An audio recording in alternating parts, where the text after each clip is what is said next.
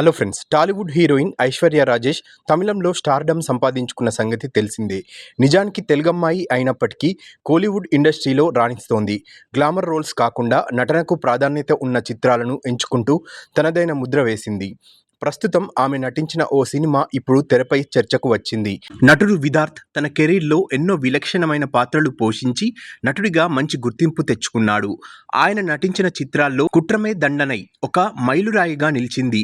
ఇటీవల ఒక ఇంటర్వ్యూలో విదార్థ్ మాట్లాడుతూ, నా జీవితంలోనే అత్యుత్తమ చిత్రం కుట్రమే దండనై అని అన్నారు.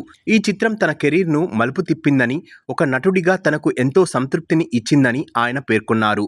2016లో విడుదలైన కుట్రమే దండనై చిత్రానికి జాతీయ అవార్డు గ్రహీత ఎం మణికందన్ దర్శకత్వం వహించారు. ఈ క్రైమ్ థ్రిల్లర్ చిత్రంలో విదార్థ్ రవి అనే పాత్రలో అద్భుతంగా నటించారు.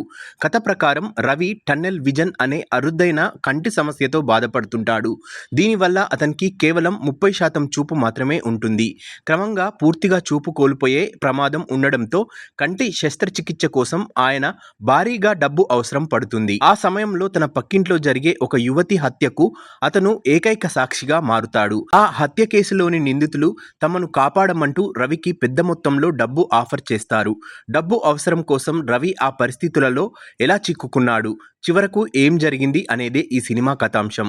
విదార్థ్ ఈ పాత్రలో జీవించారని చెప్పవచ్చు. చూపులేని వ్యక్తిగా ఆయన పండించిన హావభావాలు, భావోద్వేగాలు ప్రేక్షకులను ఎంతగానో ఆకట్టుకున్నాయి. కమర్షియల్ హంగులకు దూరంగా చాలా సహజంగా సాగే ఈ చిత్రం విమర్శకుల ప్రశంసలు అందుకోవడమే కాకుండా పలు అంతర్జాతీయ చలనచిత్రోత్సవాల్లో కూడా ప్రదర్శించబడింది. ఈ చిత్రంలో ఐశ్వర్య రాజేష్, పూజా దేవరియా, రెహమాన్, నాజర్ కీలక పాత్రలు పోషించారు. మేస్ట్రో ఇళయరాజా అందించిన బ్యాక్గ్రౌండ్ స్కోర్ ఈ సినిమాకు ప్రాణంగా నిలిచింది. విదార్థ్ ఈ సినిమా గురించి మాట్లాడుతుండడం సామాజిక మాధ్యమాల్లో వైరల్ అవుతోంది. కథాబలం ఉన్న సినిమాలను ఆదరించే ప్రేక్షకులకు కుట్రమే దండనై ఎప్పటికీ ఒక ప్రత్యేకమైన చిత్రంగా గుర్తుండిపోతుంది.